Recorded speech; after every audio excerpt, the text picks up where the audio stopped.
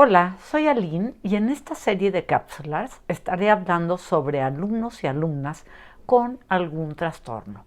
Y en esta les voy a hablar sobre el trastorno negativista desafiante, que se puede dar en las infancias. Este tipo de trastorno son patrones de conducta que son muy negativistas, son desafiantes, hostiles hacia la figura de la autoridad. Los niños o niñas que presentan este tipo de trastornos son tercos y muy persistentes en lo que quieren y se resisten a las órdenes y se niegan a negociar o a ceder.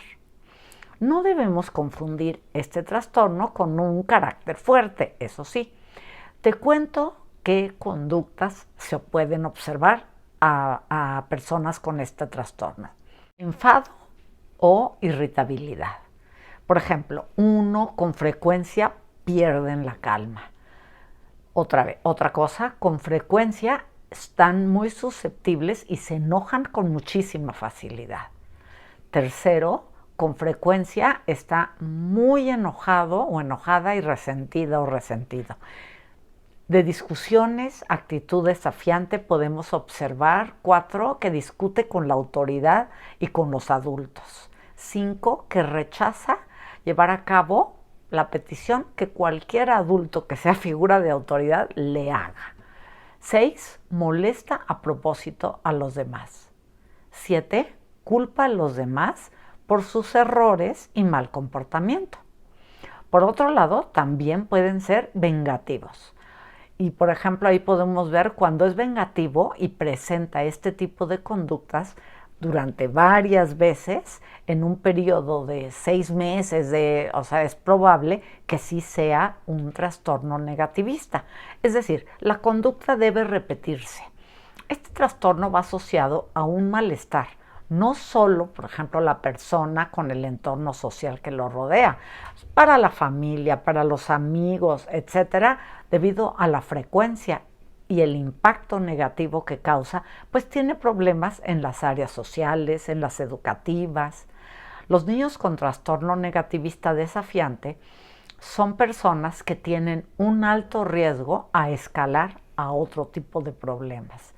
Eso es así, bueno, pues porque son rechazados por sus compañeros, por sus hermanos, por los adultos que los rodean, y en la adolescencia muchos de ellos ingresan, por ejemplo, a bandas que son de alto riesgo y tienen constantes fracasos escolares y en consecuencia, pues sí, un alto grado de abandonar la escuela.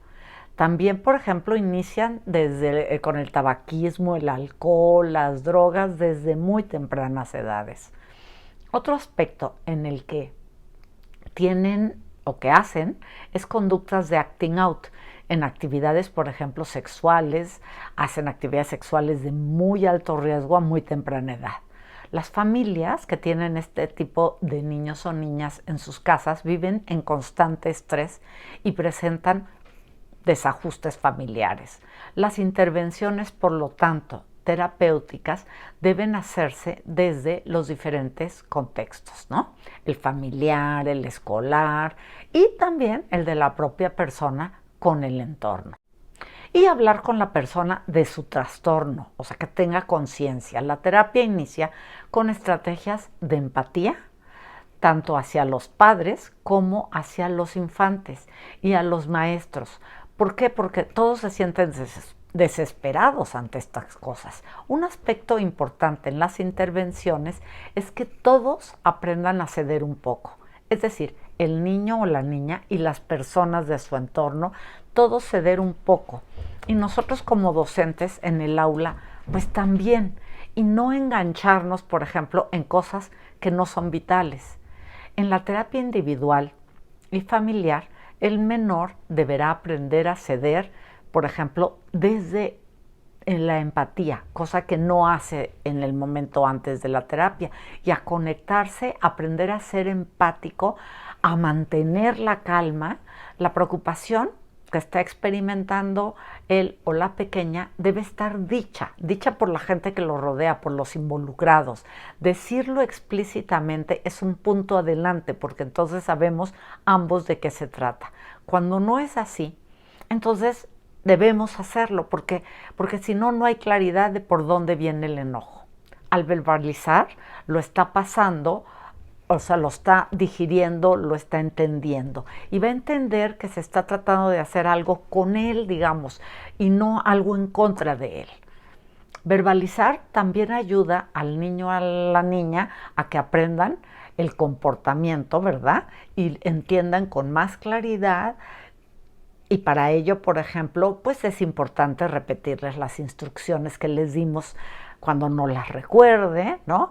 Esto lo tenemos que verbalizar en un momento de tranquilidad, eso sí, porque cuando estamos ofuscados nosotros, entonces vamos a reaccionar desde nuestro enojo.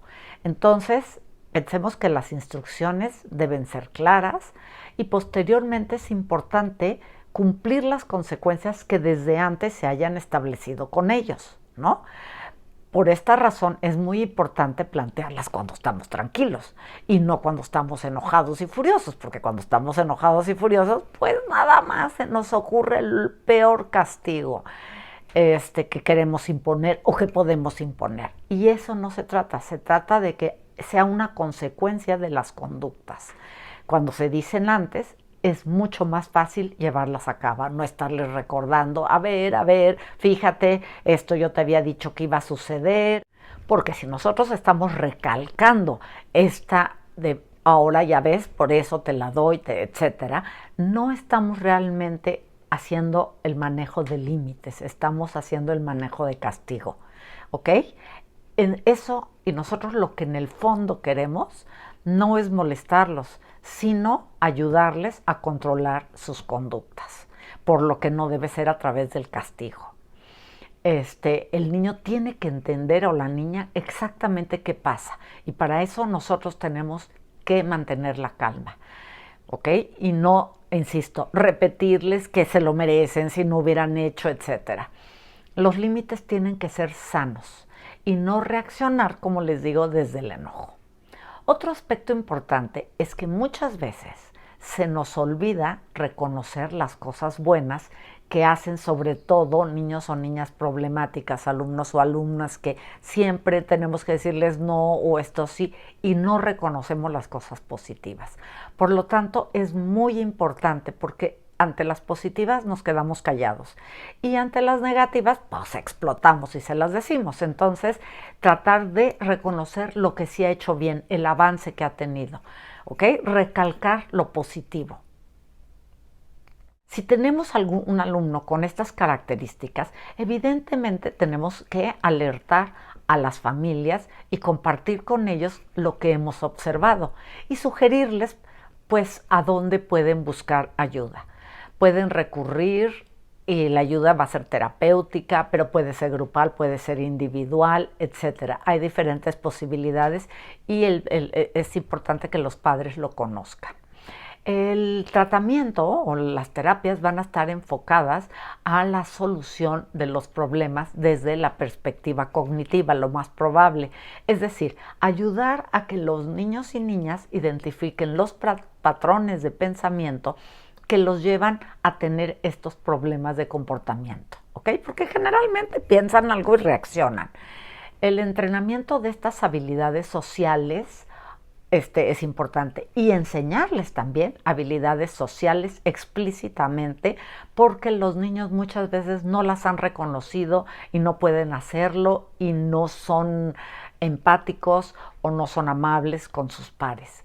Si te gustó esta cápsula, dale like, pon las notificaciones para recibirlas y te sugiero que estos son nada más unos acordeones, pero espero que te ayuden para entender cosas que pueden suceder en tus aulas. Hasta la próxima.